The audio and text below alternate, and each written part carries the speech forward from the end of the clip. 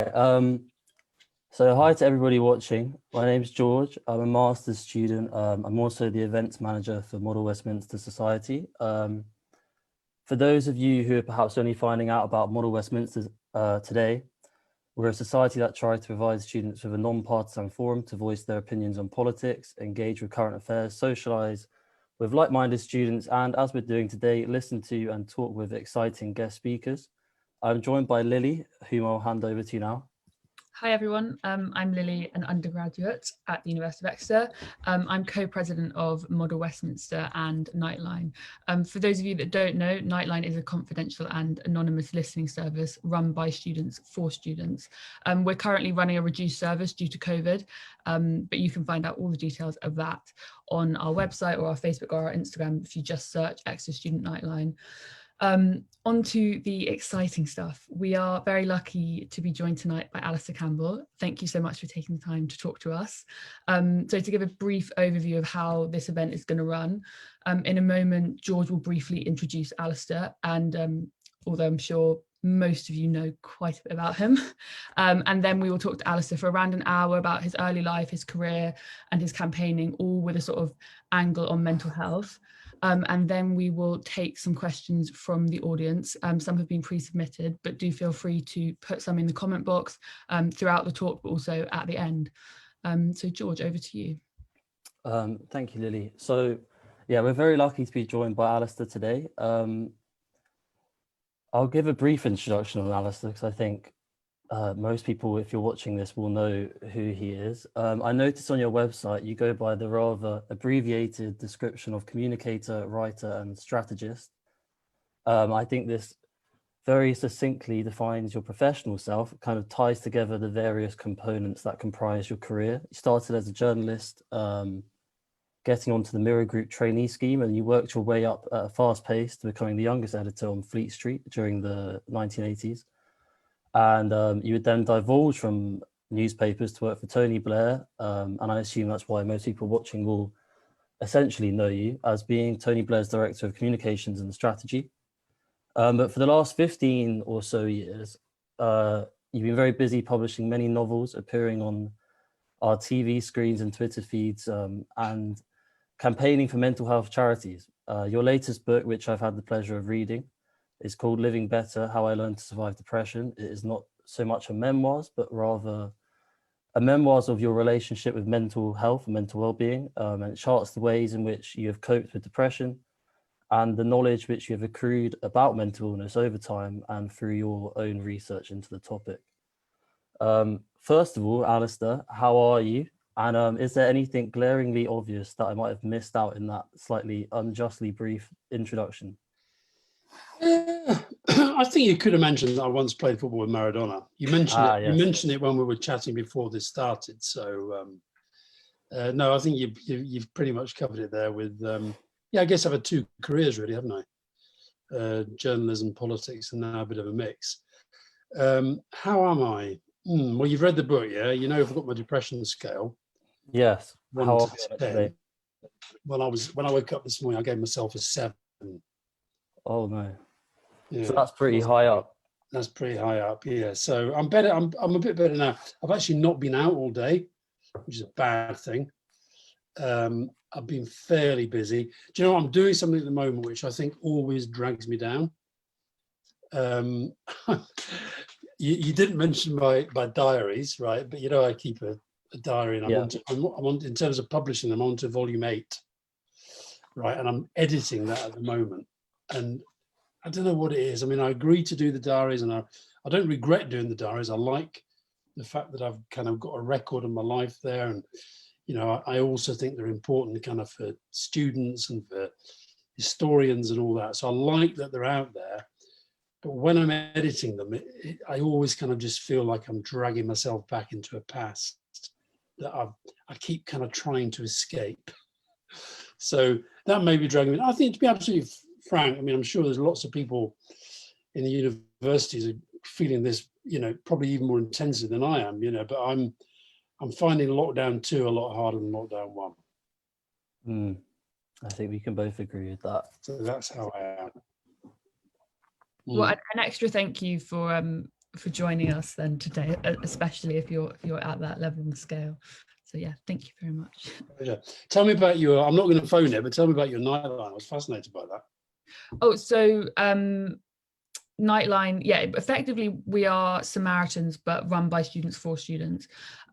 So we have a group of student volunteers who are anonymous and confidential, and they're listening volunteers. So we train them up, and they in normal times would run a phone line from 8 p.m. until 8 a.m. every night of term, taking phone calls. It's a non-advisory role, so it's more about listening and having those conversations and helping people sort of come to And their... do you get callers most nights?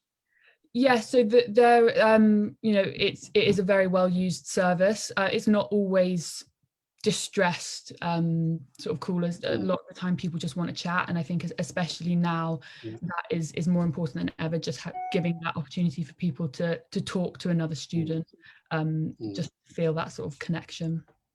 Very good. All right. Good.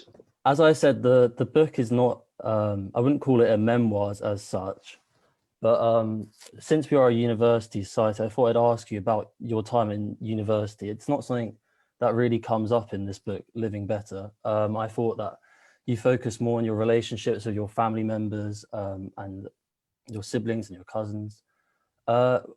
Why do you think this was? Do you think it was that you didn't at that stage in your life perhaps perceive there to be a mental health that belonged to you? I mean, I do write, it's a while since I've read it, but I do write about university a bit. I write about, that's where my drinking became a real problem. I write about the fact that I never really felt accepted. I've always had this thing of being a bit of an outsider wherever I am. And I mean, for example, you know, I was born and raised in England, but my parents are Scottish, and I've always felt Scottish, not English. So I've tended to be viewed as Scottish in England and English in Scotland. At university, I was the first person from my school to go to Cambridge, and I really wasn't. I didn't like it. I didn't like a lot of the people. I didn't like the whole kind of stuffiness of it. I didn't like I'd never really met a lot, you know, the sort of people that were there from the kind of top private schools. I used top in inverted commas. I just didn't know, I'd never met people like that before. And I found it very discombobulating. I had some good friends there, and I'm still, you know, I've kept good friends from university, but I didn't make the best of it. I really didn't. The best thing that happened was the fact that I did languages. And in my third year, I had a year abroad, and I enjoyed my last year a lot more than the first two. Where did you go on that year abroad? Well, I really struck lucky. I was an assistant in a French school in Nice. Nice. So I had a year in Nice. Yeah, I really struck lucky. We'd all like to be there now. We'd all like to be there now. Yeah, most of my friends were in sort of, you know, small northern industrial towns up in, you know, near Calais and Strasbourg and places like that, and I was down on the beach most of the time. I wanted to ask you, you sort of mentioned there briefly about university being the time where you, at least now, I guess, can look back and say that's where some of your drinking problems sort of started. Is there anything else from your time at university which now you can see is so glaringly obvious that was caused by the issues that you now have with mental health, or with signs that maybe your mental health wasn't that great then as well, sort of apart from the drinking? I mean, I think that, you know, as George said, a lot of the book is about my growing up with the family that I was from. And one of the big things in my family was that just before I went to university, my older brother got diagnosed with schizophrenia. And I spent quite a long time down in Southampton, where he was in this military psychiatric hospital. And I was I wasn't looking after him because, you know, I'm not remotely medically qualified, but I wanted to be around to kind of help. And I wonder if that would even be allowed today. I don't know whether you could be around the extent that I was around that hospital. And I think that was probably far more discombobulating and disconcerting than I realized at the time. And but the drinking was like, I mean, some of the quantities I used to drink were just I think if you gave me 25 million pounds now and said, here's what you used to drink in a day, drink it now, I wouldn't be able to do it. I just wouldn't be able to do it. So that was definitely it was a problem. And what I think I've realized more now is that maybe I was using that because actually I was already getting depression. And I wasn't necessarily admitting that, confronting, or even being aware of what it was. But just that sense of, I had quite often remember feeling just, you know, quite desolate, quite sort of despairing about myself, about the world I was in. So yeah, I think those two things, really in a state of shock about my brother and also about myself, just kind of confused about what was going on inside my head. Yeah, I think well, alcohol is obviously cited quite a lot as a coping mechanism, a way to deal with the world that you're living in and things that you're feeling when you don't really know how to process them yourself. And tie that in with being at university, where drinking culture is sort of encouraged and not seen to be a problem. You know, having that double whammy can I guess make it even more difficult to notice that might be an issue. I think the other thing I'd say is that I used to do some pretty crazy, terrible things when I was drunk, but I think that was just a kind of anger coming out that was there with whether I was drunk or sober. It's just that when I was drunk, it's the same as anything else. It exaggerates what you're feeling and what you're thinking. So I got into, I was pretty lucky, to be honest, not to get kicked out at various points, I'd say. And did that sort of continue on into your early career and sort of beyond university? Did you continue at the sort of same level, or do you think once you left university it changed? No, probably not as bad, but I left university without having a clue what I wanted to do. I literally didn't have a clue what I wanted to do in my life. I traveled quite a lot. I played the bagpipes. I was a busker all over Europe. I worked in a casino as a roulette dealer. I worked in bars. I did all this. I was kind of quite enjoying myself, but I didn't have any sense of what I wanted to do. So I would carry on drinking, and I'd go on benders like I had at university, but not in the same kind of rate and the same consistency. And then, of course, becoming a journalist, as George said, I joined the Mirror training scheme. And, particularly back then, drinking was just, you talk about university being a drinking culture. I mean, journalism in the 80s, that was a drinking culture. And so it kind of felt normal, it felt almost, I remember there was a guy who used to work in the Mirror. He sat in the same row of desks as I did. There's a guy called John Peacock, and he didn't drink, he didn't smoke, and he ran marathons. And he was treated as the weirdo, right? The ones who were smoking, chain drinking, doing no exercise, we were the normal ones. And that was just the way it was. So, and I think I underestimated how much damage I'd done since my teens, really, with the level of drinking. Yeah, I think George and I, and probably quite a lot of people on this call, can relate to not having too much of a clue what we want to do after university. So it's nice to know that not everyone that's super successful. Yeah, I think that's probably quite a good thing. As long as you can cope with uncertainty, and as long as you're not going to starve. I definitely I sometimes wonder if I should have maybe gone to university a year later. I wonder, I feel like I wasted the first year. I feel like the second year I wasn't really into it. Then I went away, and then I came back and I felt more in sync with it. But I don't recall ever during my time at university thinking about what I was going to do in my life. I don't remember. I just kind of had a sort of feeling I'd be okay. That was it. I didn't plan it at all. Yeah, I think maybe that's sort of an added pressure which we're experiencing now because of the economic situation we're in. But also I think having certain universities on your CV can probably give you maybe a level of confidence which other universities might not quite guarantee you. But sort of moving on to something which you've cited at various points, I think in your book, but also in podcasts and interviews which I've listened to, is that you've been very successful in building a good team around you, and particularly your assistant at one point, I think you said, has been very, very understanding of when your schedule needs to change because of how you're feeling and due to your mental health, and has been very good at adapting and working with you on that.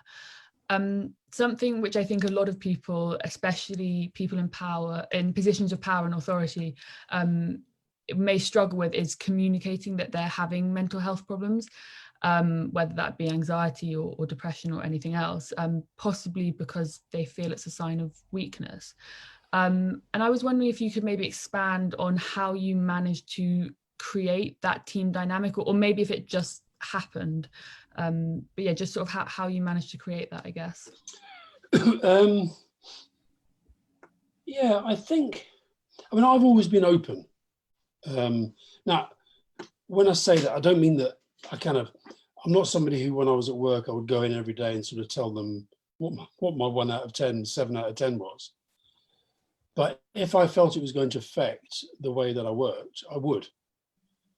And I wouldn't tell everybody. I wouldn't say, hey guys, I'm really, I've woke up a bit suicidal this morning. I'm really feeling like shit. And, I think you're all, you can do it all because I can't be bothered. I didn't do that.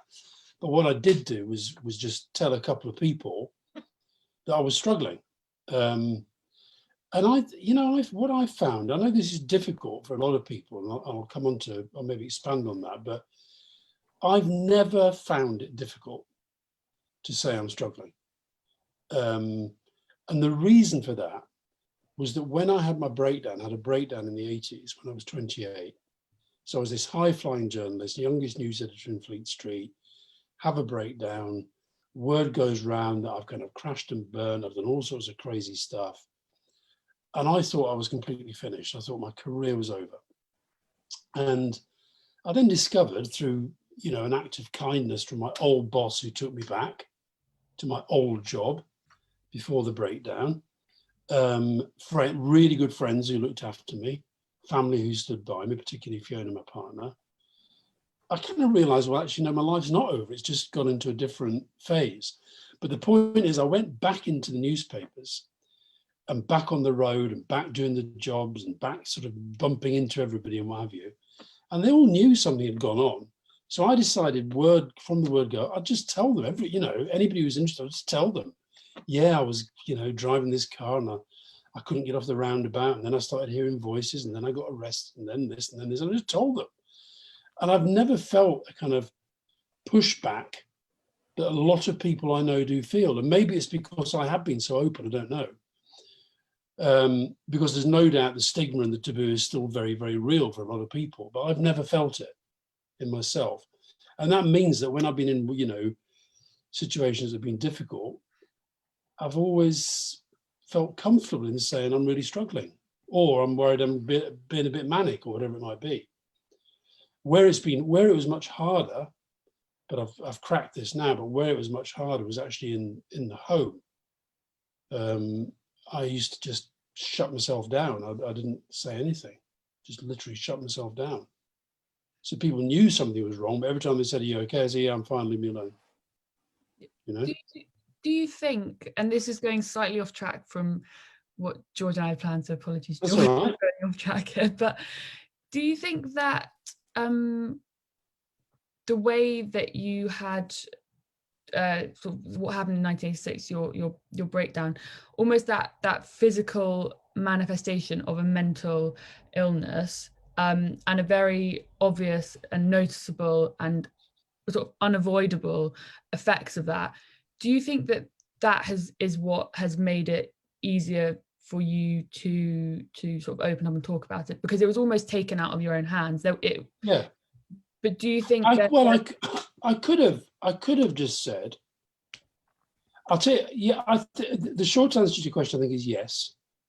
And then the second thing I'd say is that what happened was, once I go back into newspapers, I recover, I rebuild. I didn't drink for 13 years, and people were aware of that and very supportive and sympathetic about that. And I rebuild my career, and then I get this job with Tony Blair. And when he asked me first to do it, and I said no lots of times, and then and eventually after about a month I said yes. And when I finally agreed to it, I said, listen, we need to go through all the things that are in my past that might come up that are a bit embarrassing, right?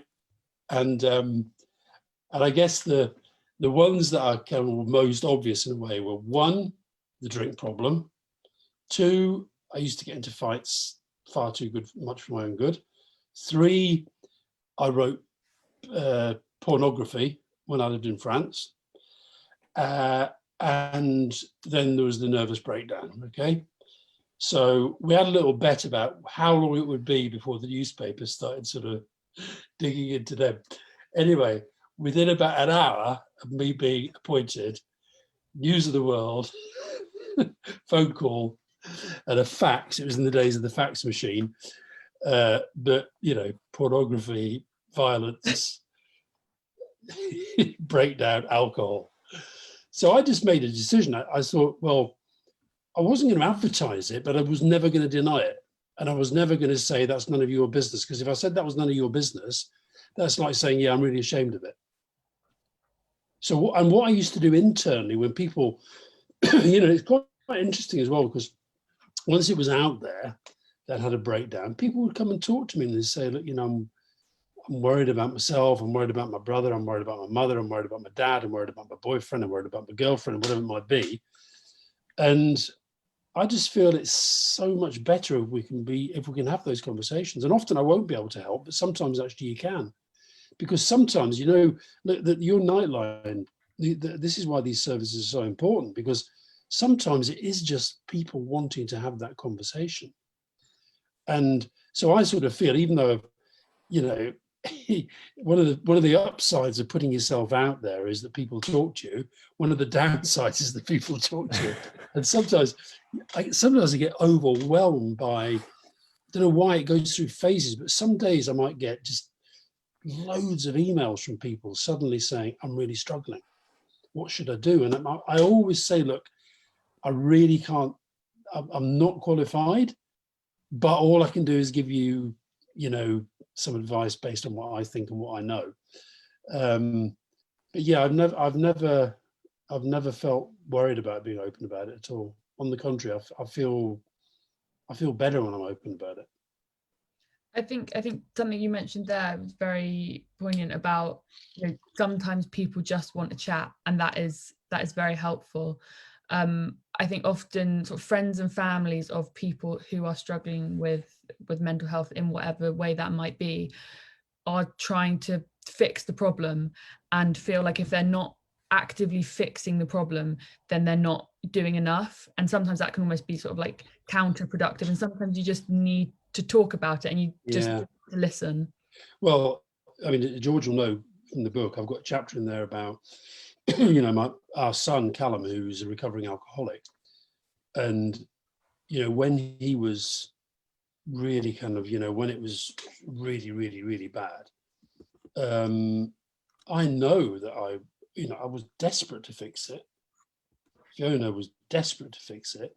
But I know that I made a lot of the same mistakes as people made with me when I was in a similar state in my 20s, where your desperation to fix it is you kind of just, you keep having ideas and trying to force them upon them. And, you know, sometimes I think in any of these kind of personal crises, I think there has to come a point where the person who's going through the crisis recognizes that that's what it is. because that's usually the only time I think when the door will open to help being there and you want it. Yeah, I know you gave a talk not that long ago, I'm not sure when, but I think the title of the talk was something along the lines of the worst thing that can happen to you is often the best thing. I think you were referencing this episode in 1986. But I also thought in your book you mentioned, what possibly could have happened in that incident. If you'd headbutted the policeman, for example, what the consequences would be. And I guess that sort of brings us back to what you're campaigning for today, is that, when we create a more candid environment where you can just talk as you would with the Nightline service, for example, we won't have the situation where things have to escalate to such a point, because hopefully someone would have explicated their what was troubling them in the first place. Yeah, and it might, listen, there's always going to be, I don't think we should ever imagine there won't ever be a world without mental illness. There won't ever be a world where you won't have people who are going to need, really quite serious medication and therapeutic care. But I also think that if we could get to this parity between physical and mental health, and we could be as open about our mental health as our physical health, I think then we'd find that, for example, that in schools, that children who might be struggling, that might get picked up earlier. That young men in particular, I think it is incredible when you think of it, that suicide is the biggest killer of young men in Britain. Now, if you deleted the word suicide and put any other condition, right, any illness there, asthma is the biggest killer of young men. Well, we should bloody well do something. Diabetes, do it. Drink driving. Well, let's stop it. Let's sort it out. But suicide, it's like, we're just not on the case in terms of thinking through what the strategy for that might be. And, so I do think that I sometimes feel that we've got a mental illness service, not a mental health service. And if we get a mental health service, that would be about prevention. And prevention would be about encouraging people to be more open about how they're feeling and where they might get help if they need help. Sometimes it's just the ability to feel you can talk about it that makes people feel better. I think something which you mentioned quite early on in your book, because I'm not quite as speedy as George is when it comes to reading, is about your brother. And you mentioned, I think you were told, or maybe it was in your research of your brother's condition, that the medication that he was having to take would take 20 years off his life. And that really struck me, because what you said, in that we would not accept this if it was sort of any other physical illness. It would just be crazy for that to be an acceptable treatment. No, what it was when Donald was first diagnosed, and I mean, even though my dad, he was a vet, so he was in a kind of, quasi-medical, animal medical, scientific background, but we knew nothing about schizophrenia. We knew nothing. And so when I was down there, I was kind of asking a lot about it. I was reading up on it and what have you. And one of the doctors down there, he gave me this sort of, quite heavy research paper. It was like a small book, and it just sort of leapt out at me. If you're on these antipsychotic drugs for a long time, it's not that they kill you; it's that they do stuff to your immune system, so that when you get older and you develop more normal illnesses and diseases, that you find you can resist them much less robustly. And it said, it can take 20 years off your life. Well, my brother lived 20 years exactly, almost to the day. He lived 20 years less than my dad, 82, 62. So yeah, I just don't think we'd accept that. Look at here we are in the COVID thing, right? And the vaccine is coming on track. When there's that will, when there is a will for scientific research to do stuff, it's bloody effective. Yeah, I think a lot of people are citing the COVID vaccination, and then referencing back to lots of other illnesses which have just not seen that same attention. And of course, COVID is something we can't really compare to other things, like for like at least, but No, but sure. even 10%, let's say 10% of the energy that's, the funding, the mental capacity that's gone towards the COVID sort of treatment, if we put that towards any other area, For sure. it would be phenomenal what we could see. For sure. For sure. I think I found your account of your brother Donald one of the most interesting and captivating parts of the book. That was really interesting. On the topic of treatment, medical treatments and coping aids, your book really goes into the potential future treatments that we might have for depression, and even talks about the potential for psychedelics. One thing I was particularly captivated by was this, the notion of the jam jar. Would you mind elaborating for those who don't know what the jam jar idea is? There it is. The jam jar was a bit of an accident, really, in terms of the research, because what happened was I was doing a BBC documentary, and this was before I wrote the book. The book really emerged from the TV documentary in a way. It's normally the other way around. People write a book and then make a film, but I did it the other way around. And I went to Canada to interview a very nice woman called Janine Austin, who's a genetic specialist. And I was exploring whether there is a genetic element to mental illness. And that was all very, very interesting. But it turned out, she won't mind me saying this, because she told me subsequently, she's said publicly she gets depression as well. And she said that, she says that basically when we think about life, we should view it as a jam jar. And life is a mixture. We're all a mixture of our genes and our experiences, okay? The genes, there's nothing you can do to change them. They're the sediment in the jam jar. That's down the bottom and it just sort of sticks there. There's nothing you can do. And then your jam jar, your life fills up with good and bad, and some of it stays. I mean, most of the stuff we do, it goes in and it comes out because we don't remember it. But then when we sort of aren't in control of this, the jam jar kind of explodes, and that's when we're ill. And she said, rather than undo this, this sort of Freudians down here on the genes and the psychotherapists up here saying, what did you do last week and how did that make you feel? And instead of delving into that, there's nothing wrong with that, but actually says it's far better to think, how do we grow the jam jar so that we can pour more of life into it? And I didn't really get what she was on about, but then I woke up in the middle of the night, as I often do when my brain's overactive, and I actually went downstairs, and if you sit there, I've got it here. I drew my own jam jar, which I'm afraid it was only when I was almost finished it that I realised it looks faintly obscene. Right, that was my original jam jar. So basically, what it was sediment, life, and then FFF is Fiona Family Friends, meaningful activity. And that's meaningful activity paid, make a living, meaningful activity, change the world. Then sleep, diet, exercise. And then it's the stuff that matters to me. Burnley Football Club, bagpipe music, Elvis and Jack Brel, creativity, curiosity. And then at the top, it says David S, medication. Well, David S is my psychiatrist. Medication is the medication that he suggests I take every day.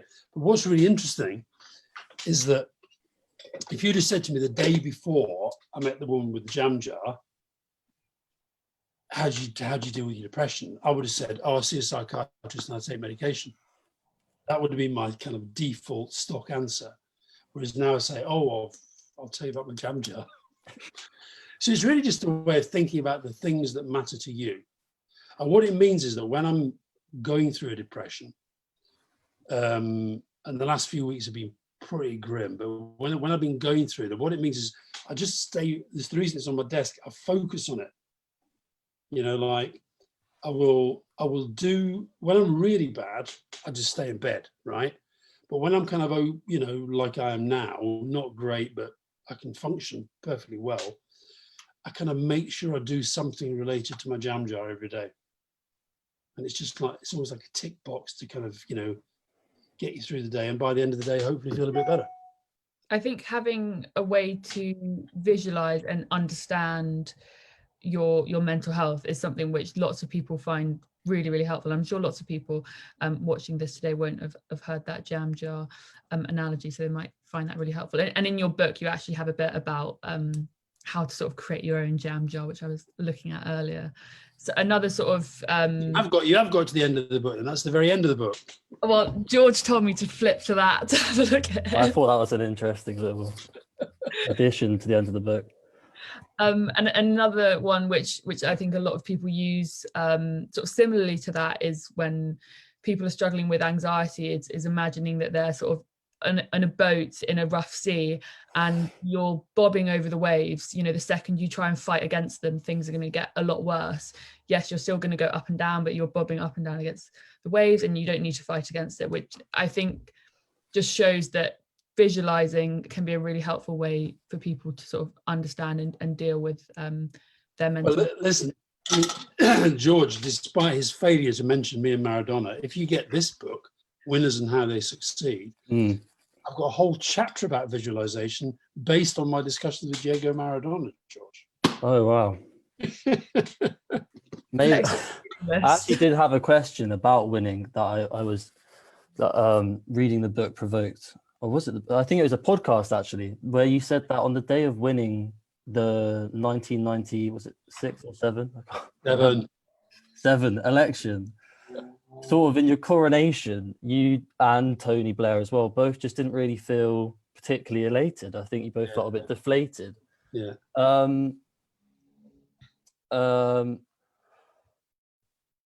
Is that weird?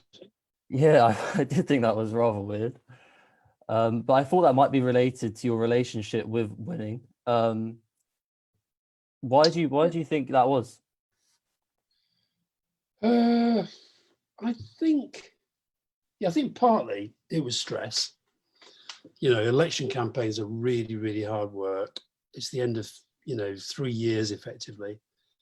The last few weeks are crazy. You're traveling all over the country. You're not getting much sleep. And I think also, especially for Tony, who's about to become the Prime Minister, but also for me, because I was about to take on a big different job as well, taking on the government communication stuff. That sense of just kind of, I don't know, thinking a mixture of I want to get on with it and I'm really, really tired and I'm surrounded by all this euphoria and I'm just not feeling it. And I think I was depressed. I think at the time I was depressed. I think it was just a low-level depression. I think with Tony, I don't think he's got a depressive gene in his body. But I think he was feeling the pressure and the expectation and the sense of, well, this is all fine. People are really, really happy. But I remember he actually said, we're not going to get anything done on Euphoria. Yeah. There's a lovely quote in the book, actually, that you said, it's your belief that happiness is less about what we feel in the moment, but how we feel about what we do over time, and that we do not know if we have lived a happy life until we're near its end. And I think perhaps that was a case of that phenomena. Yeah, I think that was me, not him. I don't think that was so. But yeah, I do feel that, and sometimes when I say that, people say, "God, that's a really depressing way to think of the world," but I don't think it is. No, I don't think so. I think people confuse happiness and having a good time. Happiness to me is not about having a good time. I mean, you can be happy having a good time, right? But I don't think, and that can help you build happiness, right? Enjoying life, that's great. But I don't think, for me, that's not happiness. Happiness for me is about, like I know it's an old cliche, but I do say it in the book, you're never happier than your least happy child, right? Well, I've got 3 children. While any of them are unhappy, I'm unhappy. And so that's why I go back. When I go back to to the jam jar, that's partly what I mean about relationships. It's not just about you getting on with people. It's, are you thinking enough and doing enough to look after the people that really, really matter to you? So yeah, I'm glad you agree, George. I'm glad you like my definition of happiness. No, I think. Oh, sorry, Lily. I was just going to ask, because I think I heard you on a podcast say that about you don't really, well, actually I think maybe it was Fiona saying that you don't like the word content. Yeah. So how would you describe that, I guess, the optimum state of being, if it's, it's not really feasible for it to be happiness, but content isn't something which you strive for. So do you have a word or a sort of it's true, that was in the Guardian, it was the Guardian podcast, wasn't it? Yeah. With Fiona and Grace, and Fiona said that it was my least favourite word. It is. And it used to really upset my mum, because my mum, who's one of the happiest people who ever lived, she was always smiling, she was always singing, she was always humming in the kitchen, and she just didn't do unhappiness, right? Saw the best in everybody. And she's the one who used to say to me, Alastair, why can't you just be content? And I would say, because I'm not. Well, what do you mean you're not? You mean you're not happy? I said, no, that's not necessarily the same thing. Contentment to me says that you think the world's a perfect place. And I just don't. I think there's an awful lot that's wrong with it. And I think we should kind of, try to do something about it. So yeah, I think if I had to have it's quite interesting when I said earlier that when I say I'm struggling, struggling, but actually a kind of contented struggle is what I like. I like to be endeavoring. I think there's being content with yourself and being content with the world that you're in, and possibly separating those two things. So yeah, you can be you're not content with the world around you, but you're content with what you're doing to make a difference, or whatever it is that your goals are. So maybe but I say in the book that one of the worst things about when I get depressed, one of the worst things about depression is the feeling of hopelessness in both meanings. Hopeless, there is no hope, and I am hopeless. I am useless. You're not doing anything, you're not achieving anything, you're not helping anybody. So yeah, I don't know. I think it's I'm going to think about that, what the word is, but it's definitely not content. To me, content says you're complacent. Yeah, I can understand that. I think coming back to George's point about how you felt on the day of the victory, something which has struck me in learning more about your life and what you've gone through is your ability to get up and keep going, even though you've been in some incredibly dark places, and you know what that feels like, yet you're able, willing, and sort of want to continue to put yourself in situations which I imagine heighten the potential of going back to one of those places. And how do you manage to sort of do that? You see, I think there's probably a school of thought that might be my problem. Sort of self-destructive in a sense. Yeah, so like I talk a lot in the book about the conversations I have with David, my psychiatrist, and I always used to think when people talk about the demon, I always used to think that was drink, the demon drink, right? His view is that my demon is this sort of absolute desperate need to be needed, to be required, to be indispensable, to have a purpose that others cannot fulfill. That's kind of what he thinks is my demon. So I will, say to him, in fact, fun enough, I'll talk about doing volume 8 of the diaries at the moment. So I've worked for Tony Blair. I've left. Gordon Brown's tried to get me back in. He's lost the election. Ed Miliband takes over. Ed Miliband wants me to help. And I have these conversations with my psychiatrist and say, well, but it's very hard not to. And he says, well, why? I said, because it is, because I feel that sense of duty and service. And he said, well, that's your demon. I said, but isn't that a good thing? He said, well, yeah, but lots of other people can do it. Yeah, but they won't do it like I'll do it. That's your demon. So, so I don't know really. It's and added to which, you say, how do you get up and go again? I get up and go again partly because I've done it before.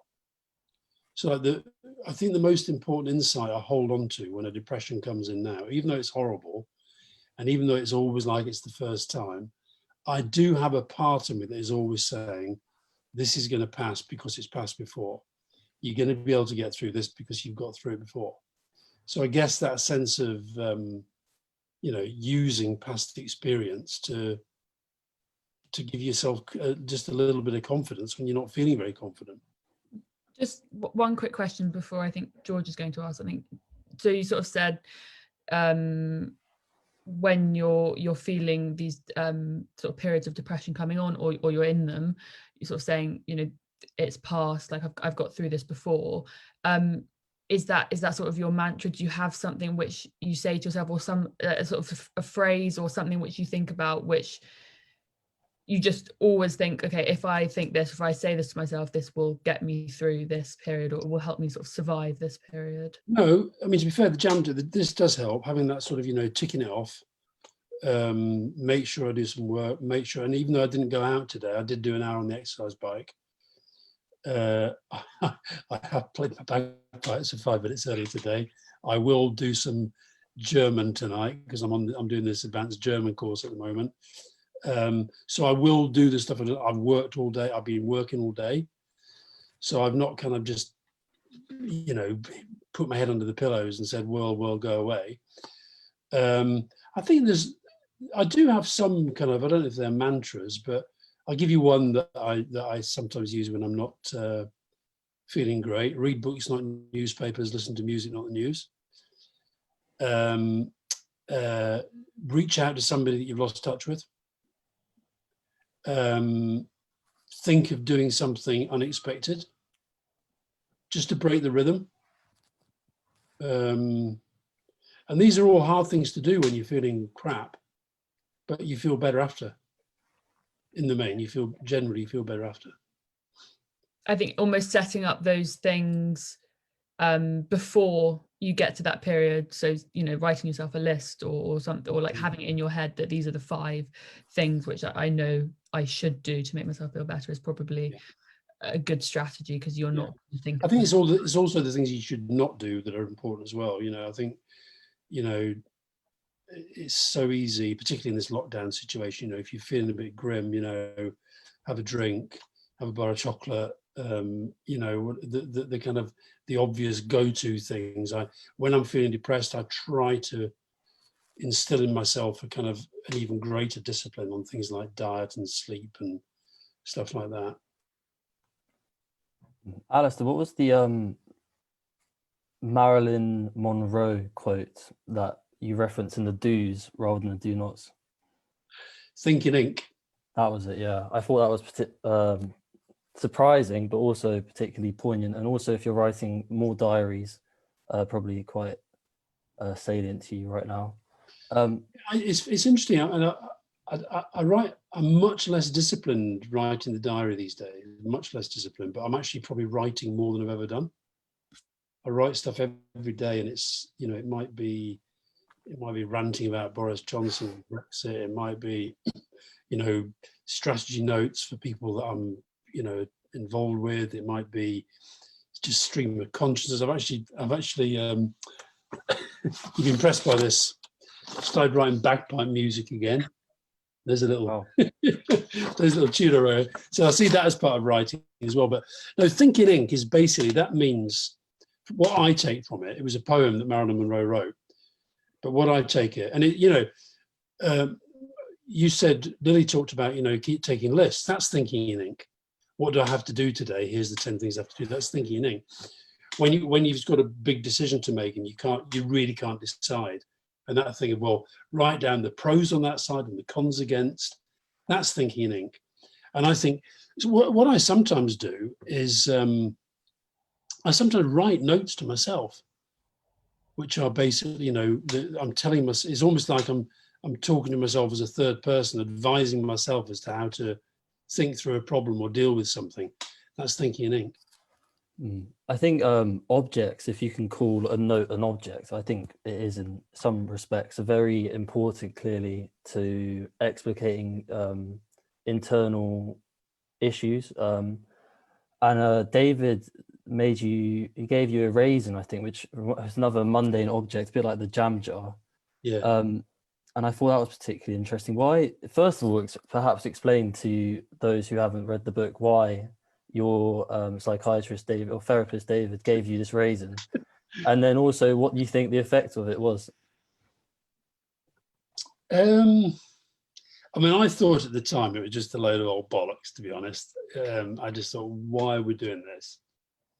And he says, so the exercise was just to literally take one raisin and put it in your hand and then just look at it for a long time, right? And just see where your mind went.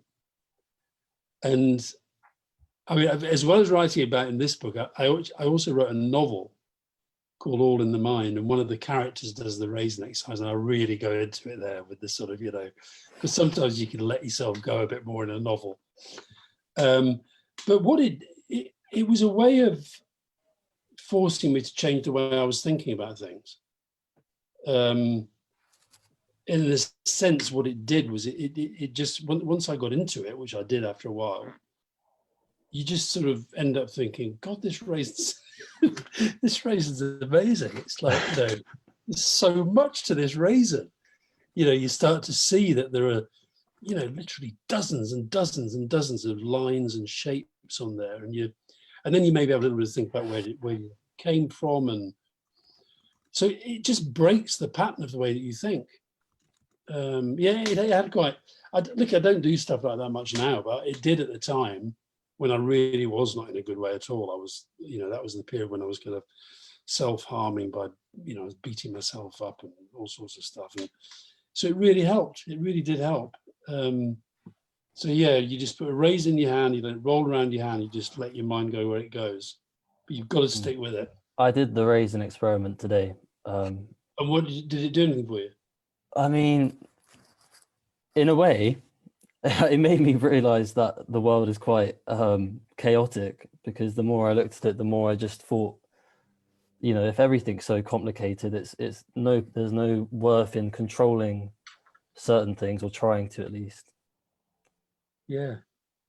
It was an interesting experiment to do. I wouldn't have done it for any other reason. You got to that stage that I got to, there's so much involved here. Yeah. Right? You've got to choose a good raisin.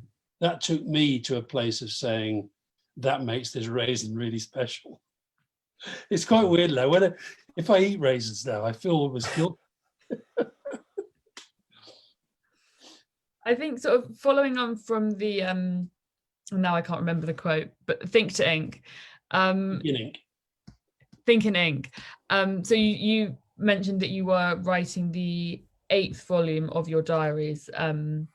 So you've sort of 7 have already been published, and presumably the original sort of transcripts that you're working from are much larger than what ends up actually being published. And I think, if I'm right, they're on average about 10 years after the time period which you're writing about. They're published about 10 years afterwards. So I was wondering if writing, and you sort of mentioned this earlier on, so maybe this is like wrong in what I'm saying, but I was wondering if the process of going over the diaries and then sort of rewriting them out helps you process your emotions, or understand how you were feeling in that time. I think it does a bit sometimes, but it's like, it's hard to explain this. I'll tell you, there's 2 things. First is, I'm amazed how much I've forgotten. I mean, completely forgotten. There's stuff that when I'm writing, it feels quite intense, feels quite important, and I've got no memory of it at all, including sometimes in countries that I hadn't realized that I visited. So, when you're kind of just flying around the world, and you sort of, plane becomes a train, becomes a meeting, becomes a hotel, becomes an embassy, and a lot of it just sort of merges. But I think when it gets to the stuff that at the time was maybe having quite an impact on me, then yeah, there is something sometimes therapeutic in a good way and sometimes therapeutic in a bad way.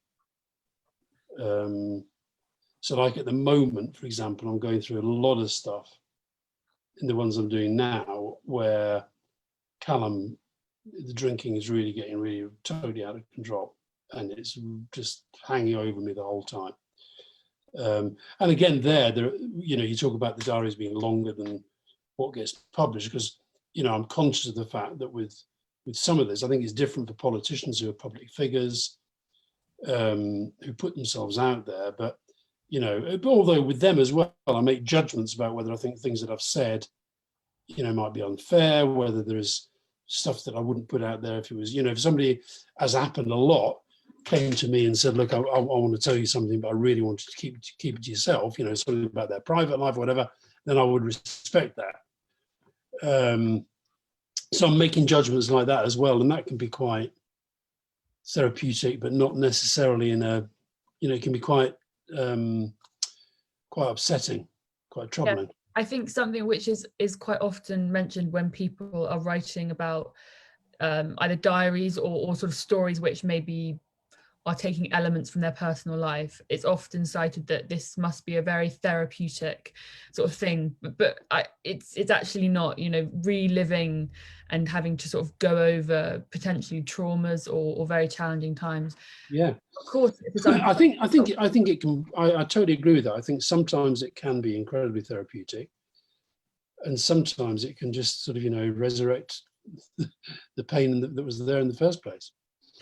Do you think then that, so what sort of has made you keep a diary so sort of religiously, or have you kept one for your whole life, or do you think it's a way of processing what's happened in the day? And I think it's part of thinking in ink. Yeah, I do.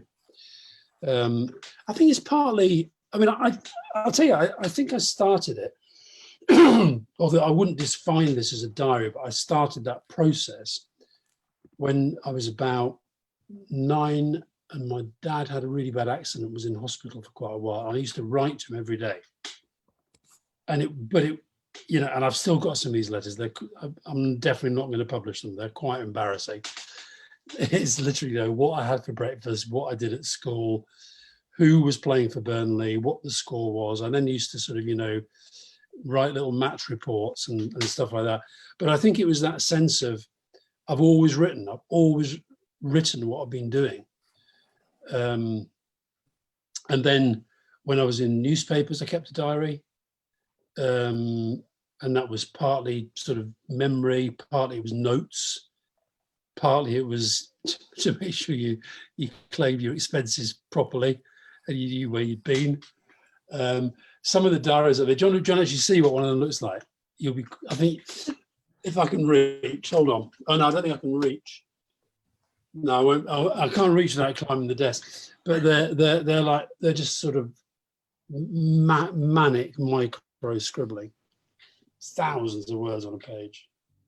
I think lots of people like the idea of writing a sort of diary, or, you know, in whatever form that might be, whether it's a list or positives and negatives from the day, or sort of a you know, in more detail, like I think you're saying you do. But people who are less comfortable with writing, or who just haven't ever kept a diary, I think find the idea quite daunting, or don't really know how to start. So, I mean, do you have any sort of tips about how to get into that sort of routine? Because I think it is something which can be really useful, but people aren't sure where to get going. I don't think I can have any tip other than just do it. Just start. You know, I mean, have a pen and a piece of paper, or, you know, I actually do now quite often do it on the computer. But it's interesting, when I read it back, it's not as interesting to me.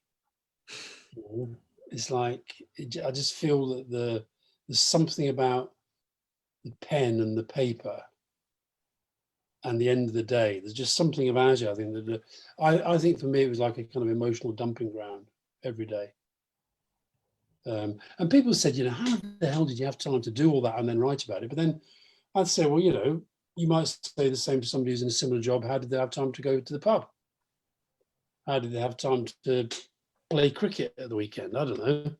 I didn't do anything else. I think what you say about mind dump is something that I can definitely relate to. For me, once I get things down on the paper, I can almost stop thinking about them, because it doesn't matter if I forget, because they're there. And if I never need to come back to that thought or that to-do list or whatever, then it's on paper, and it's out of your head. I think we might move to audience questions now, if that's okay. Yeah, it's fine. George, if you want to. Yeah, sure. Well, there's one question that I thought linked quite nicely in terms of talking about the importance of language. Obviously, you were a linguist at university, I think. Someone said that etymologically, it makes total sense, but I found the way you spoke about going through depression rather than living with depression or having depression really interesting. Do you think that if we change the language that we use to talk around mental illness, it would have a big impact on the stigma that surrounds it? Yeah, I do. I'll give you a few examples. Commit suicide. Okay, that's a phrase that, you know, is very commonly used. Okay, well, the reason that phrase is used, commit suicide, we don't say commit diabetes, we don't say commit asthma, right? You commit suicide because suicide was a crime and it was a sin in the eyes of the church. Yeah. So actually just eradicating that from the language, so we never say it, and we say ended his life by suicide, took his own life, ended his own life, whatever. And then I think that helps strip away the taboo. Another one, I actually think that, you know how manic depression has been renamed bipolar disorder? Okay, I'd like to find a new phrase for schizophrenia, because I think schizophrenia has taken on these connotations of, you know, split personality. That's what people think schizophrenia is, when it's not. It's when the mind becomes detached from the workings of the world around it. And I think also, you know, things like, you know, I don't want to get all PC on this at all, but I do say things like, you know, when I was crazy, when I was mad. I think that's fine, but I think the using of mental illness as abuse, you know, you're fucking crazy, you know, you're driving me mad. I think that is I think we've got to be more careful with that. So yeah, I think the language, I think language around health is incredibly important, and I do think that a lot of the stigma is actually a lot of it is linguistic stigma. Yeah, we need to probably change the apparatus that we use and sort of induct it into the same sphere as conditions such as, I said, diabetes or the like. Yeah. And I think particularly actually in the workplace, there was something you mentioned about your brother and the way, was he employed by Glasgow University? Yeah, about how he was an employee who also just happened to have schizophrenia. Yeah, they never defined him as a schizophrenic. Yeah. You never heard anybody say, "There's Donald, he's a schizophrenic." There's Donald, he works in the library. There's Donald, he's the guy who plays the bagpipes for the university. Yeah, and these standards are so important to maintain a company policy. So yeah. Do you have, what other questions do you have? I think which I wanted to ask, which I think might have been submitted on one of the pre-submission questions, but also was something that I was thinking about, was more in terms of the campaigning that you've done sort of surrounding mental health. Yeah. Is there one event or one specific campaign which you've been a part of which has sort of stood out to you as being the most significant or the most impactful towards sort of moving forwards with mental health? That's a very good question. I think the answer would be the Time to Change campaign. And it's particularly appalling, is all I can say, that the government's decided to cut the funding. And the reason I like the Time to Change campaign is because it's an anti-stigma campaign. But I think it's a campaign that has gone into businesses, and there's been a big change in business attitudes to mental health, mental illness. I did an incredible event the other day with the Bank of Ireland, where then banks, banks are about making money, right? That's what they do. And the top guy, he was introducing me, and this was an event for all their leadership team. And he said that, the mental health and well-being of the staff was going to be #1 priority for that bank going forward. And then once you've said that, when you're the top guy, that has to mean something. And then they were going to put in place all these different things, up to and including, for example, telling clients that they did not have the right to expect people to respond to emails instantly if they were at home. Now, that's a big, big change. So I think that that sort of change, I think, has come from campaigning. And so the Time to Change campaign, I think, has been great. I think it just shows that the government doesn't understand this, because if we can change the attitudes, if we can strip down the stigma and taboo, if we can stop so many people becoming psychologically and psychiatrically distressed, we're going to end up saving money. If we look after kids, if we, if students at the moment felt that they were, being properly supported psychologically and so forth through the COVID and what have you, there's going to be fewer problems down the track.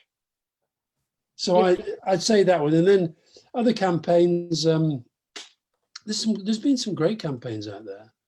I went to some very, very good small charities and organizations that just have a little idea and this little gap. I mean, a couple of the military, the military veterans campaigns on mental health are really good. One called Blurt that I know. I think alcohol concerns have been pretty good, So there's a lot of good campaigns.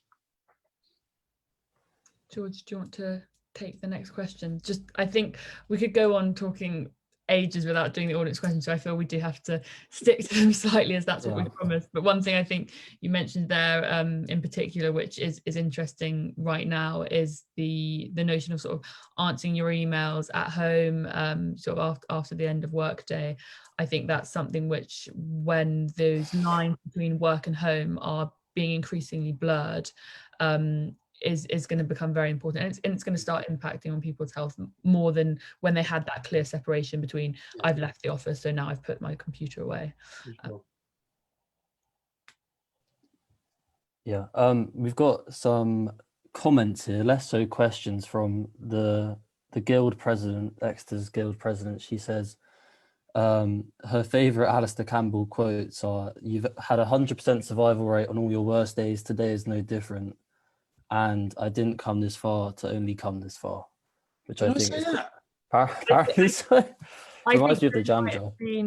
I think those might have been her sort of quotes that she uses on the days. Oh, yeah. Read that. I was like, so that's, didn't hear this encyclopedia of quotes, but they are useful quotes. Yeah. We've got another question here, which is, Alastair, you've come in for a lot of criticism over during your career from the media in particular. How do you deal with this? I just do. I mean, I think I don't take it too seriously. I try not to take it personally. A lot of it's political.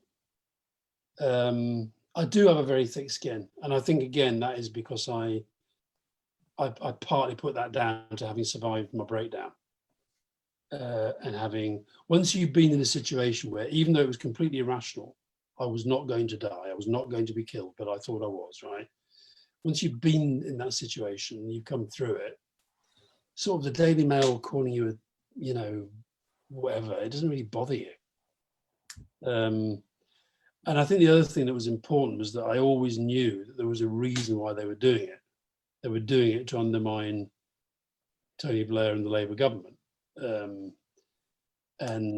I think back to, the jam jar, when I talk about, the key relationships, I once said, and I mean this, I really do mean this, that, as long as my parents thought I was quite a good son, Fiona thought I was, she's got a chapter in the book, as you know, where she says, on balance, she's glad we stayed together, right?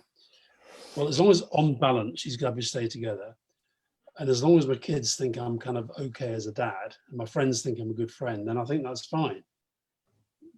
If any of that is not right, then I've got a problem. I think the other thing I'd say about criticism is that social media's kind of made it less impactful in a funny sort of way, because so much of it all the time, literally all the time, 24 hours a day, you're getting criticized by somebody. And I think what that's made me do is actually, I think I probably, I try to work out, when it's just abuse, you can just, it doesn't matter. But sometimes people will make a criticism and you think, in your quieter, more reflective moments, you think, they've got a point. And that can be quite useful.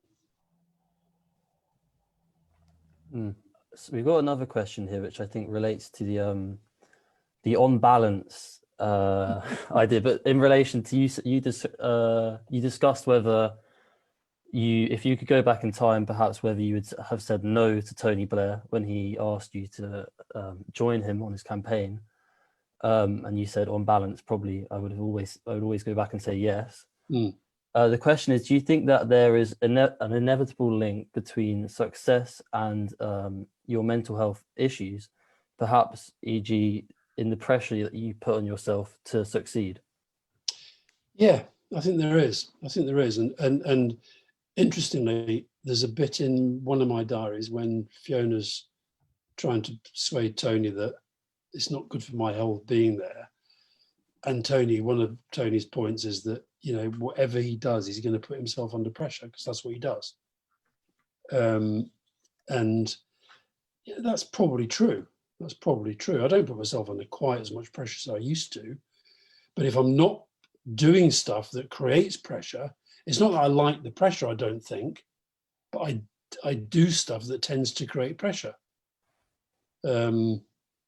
So yeah, I think that's a very, very astute question. And someone's just asked, what do you think is the next hurdle we need to overcome in order to improve mental health provision in the UK?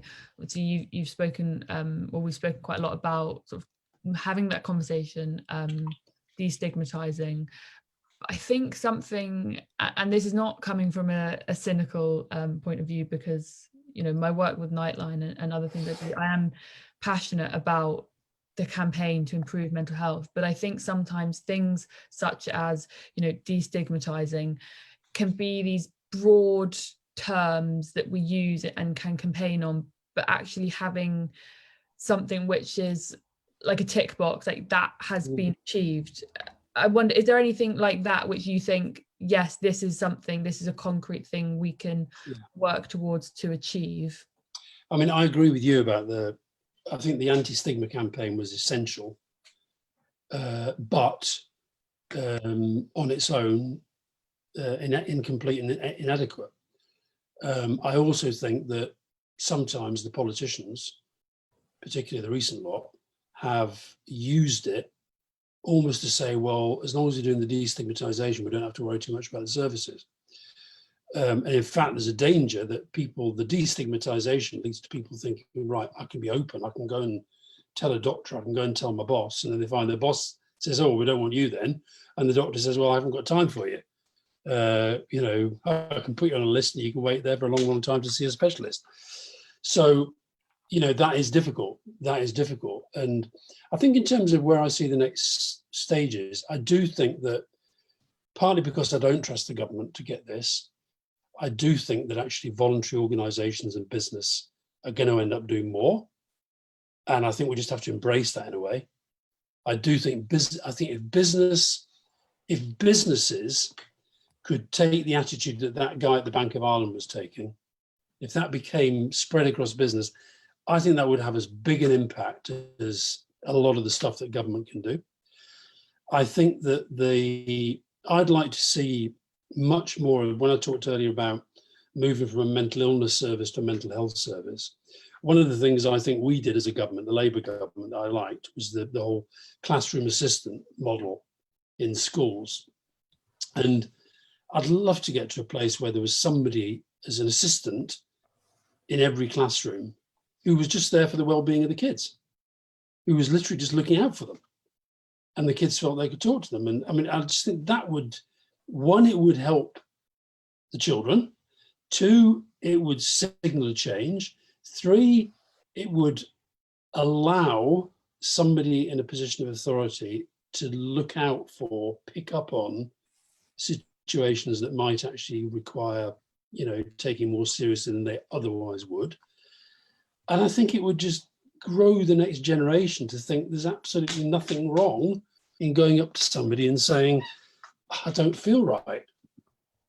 Absolutely. And I think, you know, as well as sort of helping the children, the increasing amount of pressure that teachers are having to perform all sorts of tasks which are not in their role description. No, for sure. Try to do them as absolutely as best they can, but they're not trained in that area. Do you know what? I did it. I don't know if any of you saw it, but I did a TV program a few years ago called Jamie's. It's called Jamie's Dream School, and it was like a celebrity teachers school, and we had these really, really challenging kids. And I mean, after a few days of playing at it, I just had so much admiration for teachers who do that every single day and really care about those kids and really try and, you know, help them beyond and above and beyond what they're actually paid to do.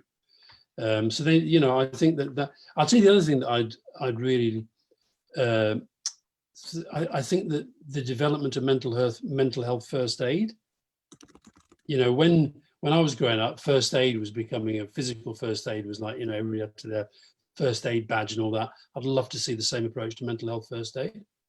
I think that could be significant. So there's, you know, there's loads and loads and loads and loads to do. But I think if I was, you know, there's no point as just saying we need more money and we need more money. We do need more money, and that's fine. But I think you know, we've also got to look at other things that we can do that aren't necessarily just about money. They could end up being about saving money. No, I don't place much faith in our government either. There was one anecdote, I think it was Philip Hammond in your book that has solidified that. Jeremy Hunt. Oh, was it? Jeremy Hunt. Yeah, sorry. Yeah, that was a rather interesting comment. What other questions have we got here? We've got an interesting question about, did you measure your success when you were working your various jobs largely on how happy you were during the time, or was it other factors that you measured this on? Very good questions today, by the way. No, I don't think I did. I was happy as a journalist. I was happy if I was busy. I was happy if I was getting good stories to do, and I was happy if I was doing them well. So I think the two sort of went together. I had to be doing the job and doing it well. And it's interesting, you know, when my diaries first came out, somebody, I can't remember who it was, somebody who interviewed me said that, you know, I read them. I said, you weren't happy a lot of the time. And I said, well, no, I wasn't happy. That's true. In fact, I was probably depressed a lot of the time, but I'm very happy that I did it. Comes back to your definition of happiness. It does really, yeah. Someone asked a very interesting question, I think, which is they like the nuance that you make between sort of valuable criticism and abuse. And I think when they say abuse, they're sort of referring to that inner demon. Is it hard for you to define which is which and sort of which one is true and what's sort of that inner voice which you don't want to listen to, especially when the criticism aligns with what your sort of inner demon and voice is telling you?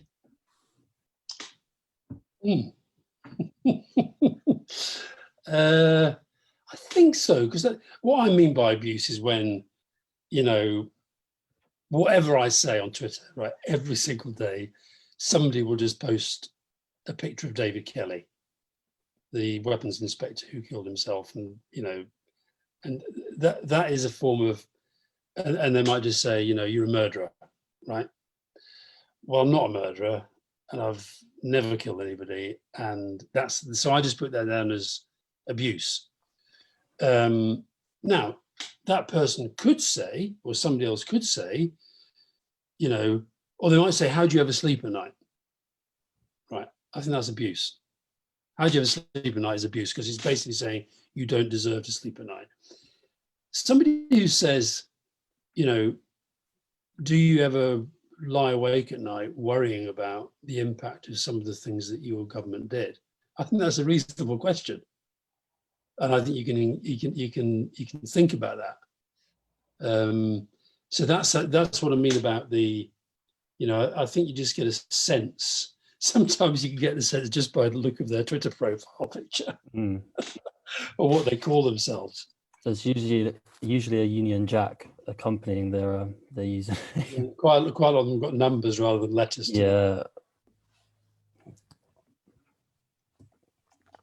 And I'm wondering whether we've asked this question, but it's just come up. Do you think that, and sorry if we have, then do say, do you think that there is an inevitable link between success and mental health problems? So the pressure that one puts on oneself. We did have this question. Did we? Yeah, I think we did. Just I we did, yeah. Phrased it in terms it wasn't written in quite. This is the problem with Zoom. Yeah. Technology, what can you do? George, you ask the next one. All right, we have got another new question. It says, obviously, Alastair is not a qualified specialist, but have you any advice for people who have issues with their mental health which are being caused by their job? In brackets, my mum is in teaching and it obviously causes a lot of stress, but it's difficult as you cannot just leave the thing that is causing you a problem. That is hard. And I mean, I did a talk a while back at a hospital. I was asked to go and talk. Actually, funny enough, they wanted to talk about the jam jar. For the health service were going to do their own version of the individual jam jars. And anyway, at the end of it, a nurse came up and she introduced herself and had a chat. And she said, she was very nice, but she said, listen, it's all right for you. You're well known. You probably make quite a lot of money. You got a nice house, you got a family, you're well established, you probably never want to have another job again. I'm a nurse. I want a career in nursing. I want to get promotions and so forth. She said, but the reason I waited for everybody else to leave before I come and talk to you is because you're the second person that I'm going to tell I'm bipolar. And I said, well, surely they know. Well, they might guess, but they don't know. Because I actually go to a GP outside of this area. I haven't told anybody, and I won't tell anybody because I am convinced that if they know that, it will be held against me in my next promotion round. I said, are you sure? She said, I am sure, because I've seen it happen before. And I thought, wow, that is bad. And then she said, this is even worse. She said, when I'm manic, when she's on my kind of number 1, 2, 3 in my depression scale, she said, I can fly into work and I think I'm Florence Nightingale, I'm the greatest nurse who ever lived and I can do anything and people love me because I've got energy and passion and all that. When I'm down here, can't get out of bed, she said what she does, she gets her children, she gets her daughter, her older daughter, to phone the ward and say she can't come in. But rather than say she can't come in because she's depressed, can't come in because her 5-year-old sister's ill and mum's staying off to look after her. And then she calls the 5-year-old in and says, look, you can't go to school. Why not? Because if I take you and drop you off, the other nurse is going to see me. I mean, that is bad. That is bad. So, you know, a teacher, it obviously depends on the school. I would like to think, this is why I think the taboo and the stigma and the openness is so important. I would like to think that a teacher who was really struggling psychologically, pressure, stress, etc., could go to a head teacher, could go to a department head and say, I'm really not well. I need a bit of time to chill out. Just the same as they would say if they were, you know, a physical illness. That's what we need to get to. Now, what would I say to that teacher? It's impossible for me to answer that because, you know, the head teacher might be an ogre. She might be worried about losing a job, and that might be a reasonable worry.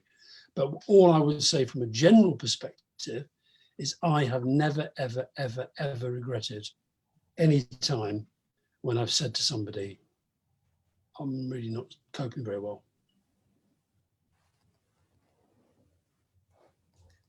I think we have a few more questions coming in, but I'm just wary of the time. Are you happy to take a few more questions, or would you like us to wrap it up? Of course. How about we put a time limit of 1940? That's perfect. Okay. Thank you very much. Okay. We've managed to steer fairly clear of COVID, but no longer. So just a sort of a quick one on COVID. So I think this is in reference to the jam jars, and since lockdown, you know, both in the first lockdown and in this second lockdown, for some people, the things which you sort of reference as building up your jam jar have become less accessible. So what advice would you give to sort of overcome those challenges, I guess, when your circumstances are changing, whether that's due to a lockdown or anything else, to maybe manipulate what builds up your jam jar, or kind of find other things to build it up? And then another sort of COVID related thing is what has given you, what or who's given you sort of hope in these somewhat challenging times? I'd say I can't pretend I've enjoyed, well, actually I did quite enjoy it at the start. Suddenly not traveling. The dog has never been happier that we're both here 24 hours a day, and she just thinks the world is the best place, you know, it's ever been. But no, I think the you know, if I look at the way I've gone through this period, I can see why some people have struggled, but I've also, you know, if I'll answer the second part first, you know, so for example, anybody who follows me on Twitter, as George does, I do my tree of the day, right? I take pictures of trees, I put a tree of the day on there, right? Now, it started off as a little, just like sort of out of nothing. I don't know why I even did it. It was just like I did it one day. And it's just sort of got ridiculous. I'm even getting to a point where I think I might have to employ somebody to manage all the, because I feel bad when people, I actually bumped into somebody in Germany a few weeks ago. He was a British guy who lives in Freiburg, and he said, I'll send you loads of pictures. I was saying, God, the trees around here are amazing. It's in Freiburg. He said, well, I've sent you loads of pictures of trees, but you never comment, and that's because I get so many bloody pictures of trees, I can't even look at most of them. So that has been like that would probably today be my tree of the day would definitely be in my jam jar. You know, I've got my trees, I've got my scenery, things like you know, take football, right? I'm a massive Burnley fan, okay? And in a normal time, I would go to every game. Now, as it happens, I can get to games because I can do the commentary for the club website if I want to, right? But actually, what I've discovered is that it's not just Burnley that I miss. It's definitely not just football that I miss, because I hardly watch any football on the telly. Because I'm finding it without the fans that it's just not, I'm not enjoying it. So like what I'm doing is that I'm just as obsessed as I ever was with Burnley, but I've pulled right out of football otherwise, barely watch it. So what I was doing, I worked out, well, I just checked out how other sports were doing, right? And the sport I found that was doing really, really well in terms of managing the COVID and the sort of televisual experience was rugby league. And I've been watching rugby league. So, which I've always liked, but I've sort of really got into it a lot more. So I think it's just a question of, you know, that's just adapting to the change. And the great thing about the jam jar, even though that bit's not going to change, the glass is not going to change, and the contents of that are not going to change, what you do with it can change the whole time. I'd probably at the moment, you know, this is in lockdown, I did French and German at university. I've never lost my French. I still speak a lot of French. I lost a lot of my German. And for years I've been saying, God, I really wish I'd kept up my German. So right at the start of lockdown, when did it start? March, or the COVID started in March. My birthday was in May. So Fiona got me a Goethe Institute course, right? And I'm now onto my third one because I'm just sort of so into getting it back. And you've been impressed by this, George, you'll be really impressed by this. I have, with the help of my tutor from Leipzig, who's called Andrea, there now is a translation. Wow. Besser Leben. We haven't got a publisher for it yet, but we will. So, so yeah, I think you've just got to find that way of adapting. And I've now waffled on so long that I've forgotten what the first part of the question was. The first part of the question, no, you've answered both parts. So what gives you hope? Actually, I'm not sure if you have answered what gives you hope. You've answered the part about sort of how to change and sort of like build up your. Yeah. What gives me hope? I got a lot of hope out of Joe Biden beating Donald Trump. That gave me hope. It also made me really depressed because Donald Trump was a 2016 creation, and the Americans corrected it. Brexit was our Trump, and it's not going to be corrected. Yeah, to be fair, I mean, this is going to sound really naff because I'm talking to a load of young people, but young people do give me hope, actually. You know, my kids' generation gives me hope. I think they're just more on it. I think that the vaccine obviously is kind of, you know, if that is as hopeful as it seems, then hopefully we can get back to some sort of normality. I guess the other thing I'd say that's given me hope is that people have in the main adapted pretty well to this. And I think we have, you know, there's been a lot of exceptions, of course, but people have actually been quite nice to each other. Have, you know, even though I wasn't 100% sure about all that clapping for carers thing. I mean, I did it every week and I went out with my bagpipes in the street, but I always worried there was a political exploitation thing going on. And I think we've seen that borne out by the fact that they're not going to give the carers and they can clap for them, but they won't give them a pay rise.